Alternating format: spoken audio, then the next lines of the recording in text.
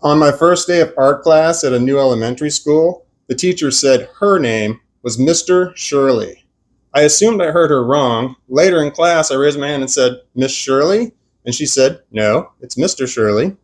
Later in class again, I had a question and I raised my hand and I said, Miss Shirley? I assumed I heard her wrong twice. And she said, no, it's Mr. Shirley. Now I need you to repeat it back to me to make sure that you got it right. I knew I could get in trouble for calling a woman Mr., so I said sheepishly, Mr. Shirley? And she's like, what was that? So I said it louder, Mr. Shirley. And she said, correct. 6 months later, I'm in the same class. I raised my hand and said, Mr. Shirley? And the girl sitting next to me said, are you saying Mr.? And I said, confidently, yes, that's her name. I knew I was right. We talked about it. So she raised her hand, not believing me, and said, Mr. Shirley? And the teacher said, yes.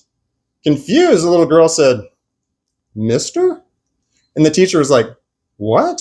All of a sudden, her eyes lit up big, and she goes, oh. And she finally wrote her name on the board. Some of the other students were kind of chuckling at the girl who said Mister.